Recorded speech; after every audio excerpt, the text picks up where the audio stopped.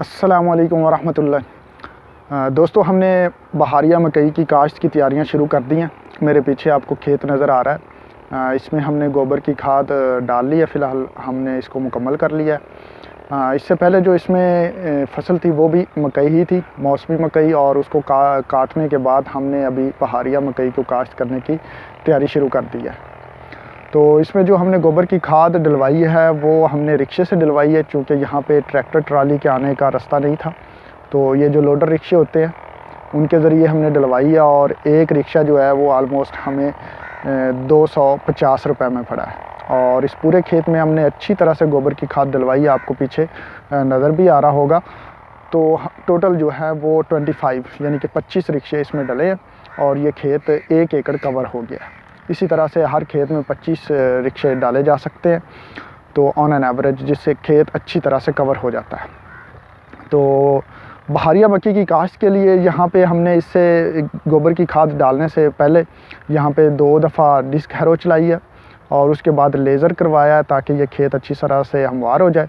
अब इसमें गोबर की खाद को अच्छी तरह स्प्रेड करने के बाद इसमें हम हल चलाएँगे, और हल चलाने से पहले इसमें हम खाद डालेंगे, जो अभी मैंने प्लान किया हुआ है कि 2 बोरी MAP यानी कि मोनो अमोनियम फास्फेट, DAP मैं इस दफ़ा यूज़ नहीं करना चाह रहा, मोनो अमोनियम फास्फेट, और उसके साथ 1 बैग जो है वो पोटाशियम की कोई भी सोर्स हम यूज़ करेंगे जो भी सस्ती होगी।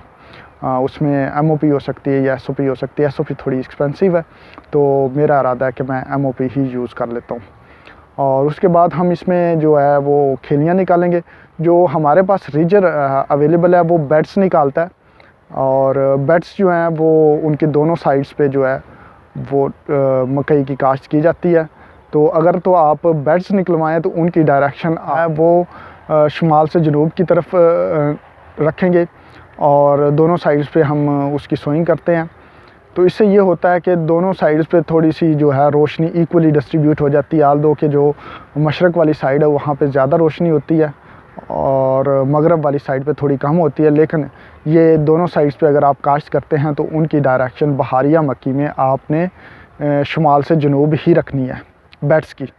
और अगर आप सिंगल खेली निकाल रहे हैं जिसकी एक साइड पे काश्त होती है, तो उस सूरत में आप मशरक़ से मगरब की तरफ जो है वो खेलियाँ निकालें, मशरक़ से मगरब की डायरेक्शन में के। और जो एक तो जर्मिनेशन जल्दी होगी, और दूसरा जो है प्लांट हेल्दी होगा, क्योंकि शुरू के दिन में आजकल जैसे कि सर्दी होती है तो इसमें रोशनी की बहुत ज़्यादा अहमियत होती है, और जो सिंगल साइडेड होती है रिज, उस पर जर्मिनेशन बड़ी जल्दी हो जाती है। गोबर की खाद ज़रूर डलवाएं। अगर आपके पास अवेलेबल है तो इसको ज़रूर डलवाएं। इससे बहुत ज़्यादा फ़ायदा हासिल होते हैं, और पैदावार में बहुत ज़्यादा इजाफा होता है। आमतौर पे हम समझते हैं कि हम DAP या पोटाश और इस तरह की चीज़ें डाल के फर्टिलाइज़र से हम अच्छी पैदावार हासिल कर सकते हैं। तो कुछ अर्सा के लिए तो ज़मीन जब नहीं होती है तो आपको प्रोडक्शन देती रहती है, लेकिन उसके बाद वो जो है वो अपनी प्रोडक्शन कम करना शुरू कर देती है, चूँकि उसमें ऑर्गेनिक मैटर कम हो जाता है।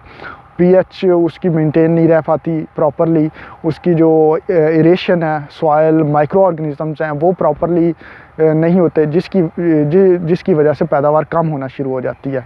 और इसलिए इन सारी चीज़ों को मेंटेन करने के लिए ऑर्गेनिक मैटर, जिसमें आप फार्म यार्ड मैन्योर डाल सकते हैं, ये गोबर जो है गाय भैंस का वो डाला जा सकता है, या इससे जो अच्छी चीज़ है वो पोल्ट्री वेस्ट है।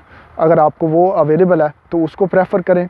सेकंड पे आपकी आ जाती है गोबर की खाद, और अगर ये भी ना हो तो एक फसल के लिए आप जंतर वगैरह या इस तरह की जो ग्रीन मैन्योरिंग है वो कर लें, तो आपकी जो ज़मीन है उसकी रिकवरी हो जाती है, उसमें सॉइल माइक्रो ऑर्गेनिज़म्स प्रॉपर हो जाते हैं, उसमें एरेशन प्रॉपर हो जाती है, उसकी पीएच मैनेज हो जाती है, तो बहुत सारे फ़ायदे हासिल होते हैं। तो अब मैं आपको इसकी गोबर की खाद जो हमने डलवाई है इसकी कॉस्ट भी बता रहा था। तो ये इतनी ज़्यादा नहीं है, मैंने जैसे कि बताया कि ये 25 जो हैं वो रिक्शे डले हैं, और 250 रुपये का एक रिक्शा था। आप खुद ही उससे हिसाब लगा सकते हैं कि वो जो है वो कितनी बनती है। वो 1.5 बोरी DAP के बराबर भी नहीं बनती, लेकिन इससे फ़ायदे जो हैं वो बहुत ज़्यादा हासिल होते हैं। इसमें माइक्रो न्यूट्रिएंट्स भी होते हैं, मैक्रो न्यूट्रिएंट्स भी होते हैं, और बहुत सारी जो चीज़ें हैं वो सॉइल माइक्रो ऑर्गेनिज़म्स के लिए फिजिबल हो जाती हैं। तो ये मेरा मशवरा है।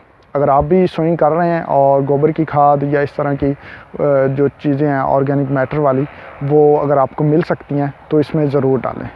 इसके बाद जो मेरी प्लानिंग है, इसी खेत में जब ये हार्वेस्टिंग हम करेंगे तो हम इनके जो पौधे होंगे, छलियाँ उतारने के बाद जो इसका वेस्ट बच जाएगा, जिनको हम टांडे कहते हैं मकई के, वो अब जो है वो यहाँ पे आमतौर पे किसान जो हैं बहारिया मक्की की टांडे जो होते हैं स्टॉक्स, उनको आग लगा देते हैं। लेकिन जो मेरा प्लान है वो ऐसे नहीं है। इसमें हमने, क्योंकि इसके बाद हमने ग्रीन मैन्योरिंग भी करनी है, जंतर हमने काश्त करना है, जो कि हम बकरियां भी अपनी जो है वो भी चराएंगे इसमें, और जो है इससे ज़मीन के जो है माइक्रो ऑर्गेनिज़म, जो ख़ास तौर पे जो नाइट्रोजन फिक्स करने के लिए जो बैक्टीरिया होते हैं वो बहुत ज़्यादा होते हैं जंतर की जड़ों में, तो उनकी तादाद को बढ़ाने के लिए जंतर इसमें काश्त किया जाएगा। और जंतर कैसे काश्त करेंगे, जो इसके स्टॉक्स होंगे मकई के, उनको हमने डिस्क हैरो चला के उसके अंदर ही जो है वो दफन कर देंगे। उसके बाद पानी लगाएंगे, पानी में जो है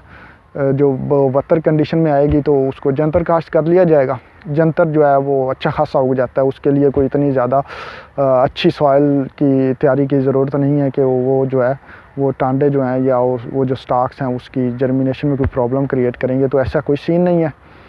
तो ये सूरत हाल है जी। इंशाल्लाह मिलते हैं नेक्स्ट में। अगर कोई सजेशन हो आपकी कोई की तरफ से, या इसमें कोई इम्प्रूवमेंट करना चाह रहे हो, आपका कोई मशवरा हो, तो ऑलवेज़ वेलकम। आप नीचे कमेंट कर सकते हैं, या फिर आप हमारा व्हाट्सएप ग्रुप भी ज्वाइन कर सकते हैं, उसमें भी डिस्कशन हो सकती है। यह है अभी तक फ़िलहाल प्लान। इसमें खेलियाँ निकालने के बाद हम लेबर से यहाँ पे जो है वो बीज लगवा देंगे, और उसके बाद का प्लान इंशाल्लाह मैं आप लोगों के साथ शेयर करता रहूँगा। मिलते हैं नेक्स्ट में, तब तक अल्लाह हाफिज़।